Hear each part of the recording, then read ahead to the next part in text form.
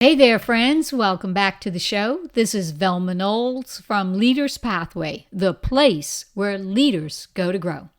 I'm so glad you are here today because today we are continuing on our journey of how personal growth is a requirement for your leadership growth.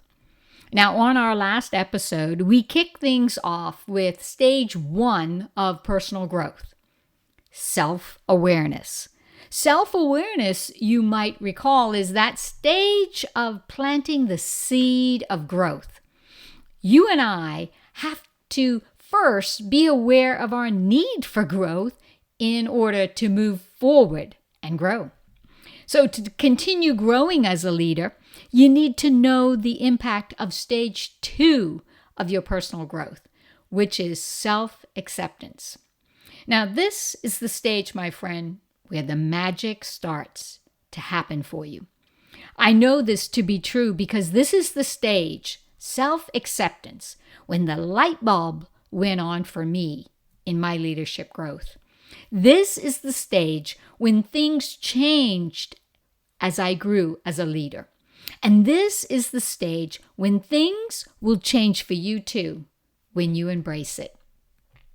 If you've been with us since the first episode, you'll remember that we used a tree as a metaphor for growth. Why? Why not birds, Velma? Well, because trees are a perfect example of how growth works. Growth, my friend, takes time. It's a process. And when you embrace the process, you get to see how change can create opportunity. At this stage of personal growth, we're moving from a seed to a sprout. It's the moment where that tiny seed you planted starts to sprout up. And it's where the tree learns to accept the shape it's meant to take. So if you're ready to dig into the mud here, into the dirt, let's talk about why self-acceptance is one of the most important stages of growth on your journey to become the leader that you're meant to be. Imagine you are that sprout, a little tree just starting to push through the soil. Your branches are a little wonky, and you're not quite sure what shape you're going to take just yet.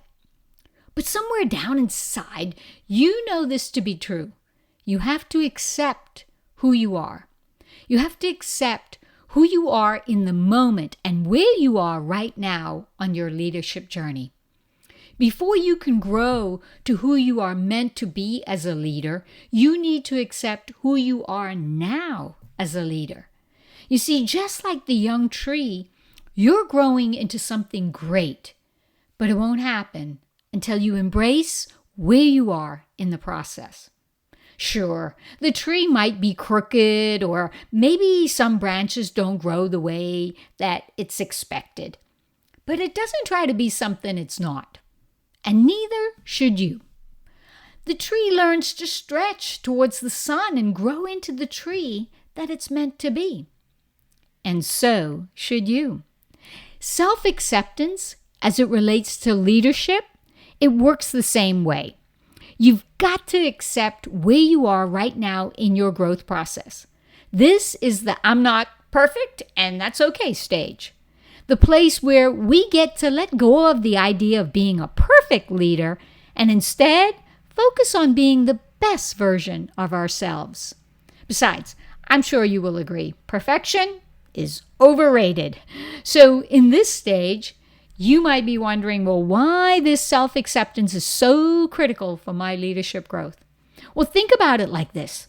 A tree can't grow tall and strong unless it's comfortable with the shape it's taking. If the tree kept comparing itself to other trees or worrying about its imperfections, it would never reach its full potential. And the same goes for you and for me as a leader. Self-acceptance is where the rubber meets the road. It's where you stop pretending to be something you're not, and instead, you start embracing your strengths, your quirks, and your imperfections. Because all of those things, all of them make you the leader that people will follow. When you accept yourself, you become more authentic And authenticity is a key trait of impactful leadership. Here's how I know this to be true. We all know a tree faces challenges, right? Maybe it's a crazy storm or a drought or an overly anxious squirrel. Now, we all have those in our lives, right? And yet, despite these challenges, the tree grows anyway. Maybe not in the way it expected, but it grows. Just like that tree, you will face obstacles on your leadership journey. Mistakes, tough decisions, and moments when you feel like, what the heck am I doing here? But I want you to remember this. Imperfection doesn't make you weaker. They make you more resilient. They make you a stronger leader, a leader others want to follow. And more importantly, your imperfections will make you a leader that you would want to follow too. See, your imperfections and your struggles are actually a part of what makes you stronger. The tree gets stronger with every storm, and so will you as you embrace your flaws. This is the stage where you stop being afraid of being imperfect and start seeing those imperfections as growth markers. You and I know that real leadership happens in a crisis.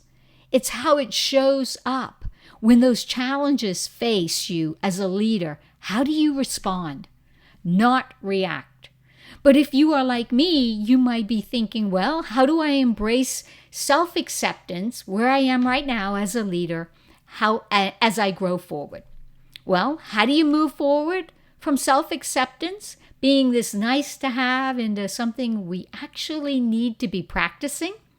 I want to give you 3 key steps to help you embrace self-acceptance as a leader.